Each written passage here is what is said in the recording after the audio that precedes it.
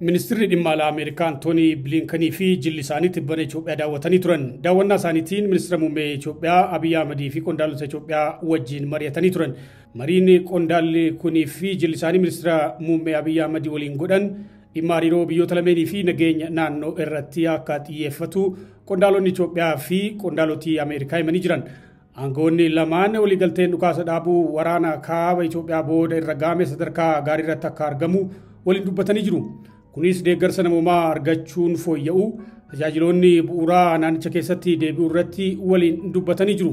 Nageenya waraanaa naannicha keessatti fiduuf hojii qaamoleen lamaan hojjetan Ameerikaan akka deeggartu Bliinkan himanii jiran. Yeroo waraana kaaba Itoophiyaatti yakka raawwatamaa tureef itti gaafatamummaan jiraachuu akka qabu lamaan isaanii walii galuu miidiyaaleen gabaasanii jiran. Akkasumas haqni yeroo ce'umsaa hunda hammatu akka jiraachuu qabus mari'atanii jiran. Bliinkan rakkoo nageenyaa Oromiyaa keessaan akka mootummaan Ameerikaa yaadda'u himuun karaa mariitiin akka furamuu qabus dhaamanii jiran. Dhumarratti Ameerikaan lammiilee Itoophiyaa sababa gogiinsaan miidhaman deeggaruu akka itti fuftu ibsanii jiran. Eega waraanni kaaba biyyattiitti balaa buusee qondaalli olaanaa Ameerikaa Itoophiyaa yoo daawwatu kun ka duraati. Mr. Bliinkan marii ministeera muummee Abiy Ahmed waliin godhan booda ibsa miidiyaaleef kennanii jiru. Bliinkan imala isaaniif ka'umsi waadaa President Biden kora United States fi hogganoota Afrikaa irratti waadaa galan ta'uu himan. Waadaan kun michummaa Afrikaa fi United States jabeessuudha jedhan.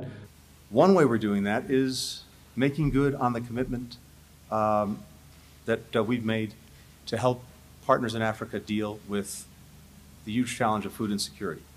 Bu'uurri michummaa keenya tokko rakkoo nyaataa ardichi qabu furuudha. Bara dabre Afrikaa keessatti uummanni miiliyoona 100 fi miiliyoona 40 ta'u rakkoo nyaataa muddaa keessa ture. Rakkoon kun immoo COVID-19 jijjiirama qilleensaa fi waraanaan hammaatee ture. Rakkoon kun qaala'insa oomishaa xaa'oo fi boba'aa dabaluun yaa'insa dhiyeessii illee jeeqee jira. Rakkoo beelaa kana furuuf bara darbe qofa Ameerikaan doolaara biiliyoona 13 fi miiliyoona 500 ramaddee turte. Irra caalaa deeggarsi kun rakkoo Afrikaa keessaaf kan ooledha. Inisheetivii galaana gurraachaa jedhamu tumsuudhaanis qamadiin meetirik toonii miiliyoona 4 ta'u akka gara biyyoota guddataa jiranii uggura tokko malee darbuu tumsinee jirra. Kana jechuun daabboo biiliyoona 8 jechuudha. But we've also heard loudly and clearly from African partners that emergency aid cannot be the only solution. So we're investing in sustainable, long-term African food production, working with our African partners on innovative solutions that will ensure that Africa not only meets needs on the continent. Michoonni keenya ka Afrikaa gargaarsi qofti rakkoo Afrikaa bu'uurarraa hin furu jechaa waan jiraniif rakkoo nyaataa Afrikaa bu'uurarraa furuuf karoora yeroo dheeraatiin irratti hojjechaa jirra. Afrikaan ardii gargaarsa barbaaddu qofa osoo hin taane ka addunyaa biraa gargaartu akka taatu innoveeshinii irratti hojjechaa jirra. Har'a saayintistooti Afrikaa fi Ameerikaa oomisha midhaanii jijjiirama qilleensaa damdamachuu danda'u fiduuf waliin hojjechaa jiru. Oomishtummaa qonnaa dabaluufis maappingii fi oomishtummaa biyyoo irratti dalagaa jirra. Qabeenya bishaanii haaraa abuuruufis teeknoolojii saatalaayitii footoogiraafii fayyadamaa jirra. Biyya Niijeritti teeknoolojii kana hojiirra oolchinee milkoofne jirra. Niijer keessatti teeknoolojii kanatti dhimma bahuudhaan maddeen bishaanii bishaan lafa jalaa 5 kan cubic meetrii biiliyoona 600 qabanii argannee jirra. We're employing satellite photography and technology to discover new water resources, as we recently did in Niger, where 5 new aquifers were found containing over 600 billion cubic meters of accessible water. And we're harnessing public sector financing tools to unlock private sector investment that will expand infrastructure, agribusiness, and trade. Dhaabbilee dhuunfaas jajjabeessaa jirra. Bu'uuraalee misoomaa bal'isuu, gabaa qonnaa jajjabeessuu fi daldala irrattis akka hojjetaniif. Koomishinara Koomishinii Gamtaa Afrikaa Muusaa Faakii waliinis hariiroo United States fi Afrikaa jabeessuu irratti mari'anna. Galma misooma Afrikaa ajandaa 2063 jedhamu akkaataa deeggaruu dandeenyu irrattis ni mari'anna. Ajandaa Afrikaa wal simatte badhaatuu fi naga qabeettii kan jedhu ajandaa 2063. Dinagdee Afrikaa ka jijjiiru waa'ee sagantaa daldala bilisaa Afrikaas ni mari'anna. When the free trade area gets up and running, that will change, and I think it will be a very powerful tool for economic growth. I'll also convey our continued support for African representation in multilateral institutions to include the United Nations Security Council and the G20. waltajjiiwwan addunyaa irratti Afrikaan bakka bu'iinsa isheef malu akka argattus ni deeggarra. Waltajjiiwwan akka mana maree nageenyaa dhaabbata biyyoota gamtoomanii fi garee biyyoota badhaadhan digdamaa G20 faa dabalatee jechuu kooti. African-led solutions are increasingly making the difference on the challenges of the 21st century.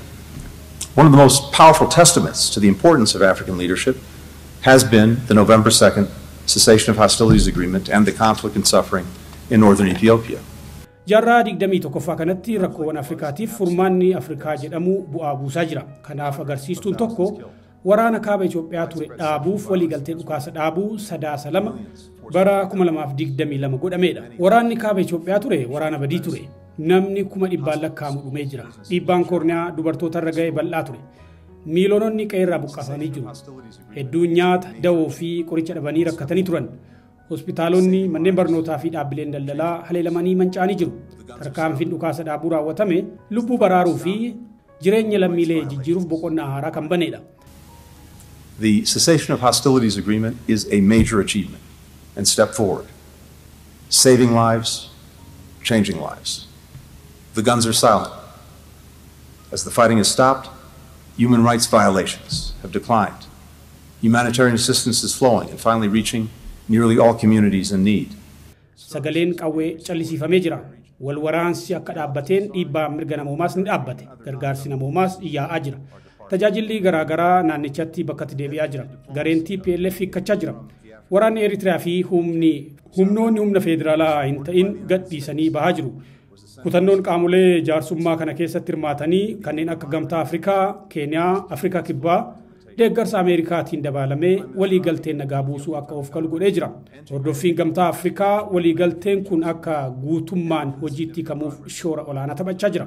Ministeerri Muummee Abiy Ahmed mootummaan federaalaa fi qondaalonni Tigraay waliigalteen kun milkaa'uu fi hojiitti kamuuf kutannoo agarsiisaa jiraniif galateeffatamuu qabu. Prime Minister Abiy and the Ethiopian federal government and Tigrayan regional leaders should be commended for reaching this agreement and for the significant progress in delivering on their commitments. These efforts have created the foundation to rebuild the communities that have suffered so in Tigray, Amara, and the Afar regions. Carraaqqiin hawaasa naannolee Amaaraa, Tigraay fi Affaar gaaga'amaaf saaxilame deebisanii damdamachiisuuf qooda guddaa qaba. Gargaarsaa fi tumsa barbaadu hawaasi sun. Waliigalteen kun wayita hojiirra oolutti dubartoota hirmaachisuun qaama murtoo gochuun waan murteessaa akka ta'e namana. Keessumaa dhiibbaa koorniyaan wal qabatee miidhaa dhaqqabee wajjin. I strongly urge the inclusion as well of women in decision-making roles as the agreement is implemented, especially in light of the gender-based violence that was perpetrated during the conflict. Today, I first met with Prime Minister Abiy and then with signatories to the agreement, the heads of delegation of the government of Ethiopia and the TPLF, to underscore our support for peace as well as the dividends it can yield. Har'a kanan asitti argameef waliigalteen nagaa buusuu mootummaa Itoophiyaa fi TPLF gidduutti godhame hojiitti akka hiikamuu fi bu'aa nagaa kanarraa argamullee tumsa gochuuf kutannoo keenya agarsiisuu fi mootummaan Ameerikaa dhiibbaa mirga namoomaa waggoota 30 darban biyya kanatti raawwatan quba qaba. Balaa hanga yoonaa qaqqabsiises ni beekna. Hammeenya qaamolee garaagaraatiin waggootaaf qaqqabeef beekamtii kennuun nagaa waaraa buusuuf waan bu'uuraati. Lammiileen Itoophiyaa haqa yeroo cimsaa keessatti qooda akka fudhatan waamicha goona. Haqa araaraa fi gaafatamummaa qabu. Komiiwwan summaa ofii eenyummaan wal qoqqooduu dhiisuun atakaaroo siyaasaa fi walitti bu'iinsa kutaalee biyyattii kaabaa Oromiyaas ta'ee kutaawwan biroo keessaa dhaabsisuuf murteessaadha. Mootummaan Ameerikaa gama kanaan deeggarsa teeknikaa fi maallaqaa ni godha. Nagaa fuullaa Itoophiyaa keessatti dhugoomsuuf haalota walxaxaa taasise waraana, qormaata dinagdee, hongee fi rakkoo wabii nyaataati. As I conveyed to Prime Minister Abiy, the United States, as Ethiopia's largest bilateral donor, providing over $3 billion in humanitarian assistance since 2020, we will continue to be there for Ethiopians. Ministeera Muummee Abiy Ahmed waliinis akka dubbanne mootummaan Ameerikaa arjoomtoota gargaarsaa Itoophiyaa isa guddaadha. Bara 2020 kaasee deeggarsa doolaara biiliyoona 3 Itoophiyaaf goone. Deeggarsa kana ammallee itti fufna. Miilanas imala koo kanaan deeggarsa gargaarsa namoomaa fi hatattamaa doolaara miiliyoona 300 miiliyoona 31 kennuuf waada gallee jirra.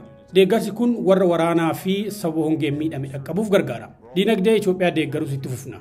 Guddina dinagdee, dameewwan fayyaa, barnootaa, dimokiraasii fi wabii nyaataa waggaa waggaan ni deeggarra. Godaantotaa fi koolugaltoota akkasumas warra sarbama mirga namoomaaf saaxilaman ni deeggarra. waliigalatti ergamni keenya hawwii uummata keenyaa kan ta'e michummaa Ameerikaa fi Itoophiyaa cimsuudha. And we'll continue supporting migrants and refugees and victims of human rights abuse. In all that we're doing, our mission is to build a strong partnership between the United States and Ethiopia that ensures we can meet the aspirations of our people. Itoophiyaan waggoota dheeraaf baha Afrikaatti michuu cimtuu Ameerikaa turte. Hariiroon Ameerikaa fi Itoophiyaa waggootaaf jabaa ture kun yeroo waraanni kaaba Itoophiyaa eegalee kaasee garuu laafaa dhufe.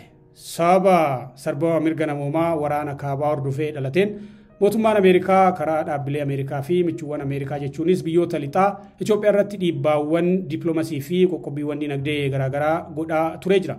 Dhaabbileen faayinaansii guguddoon warra lixaa deeggarsa maallaqaa fi liqii biyyattii jalaa ugguranii jiru.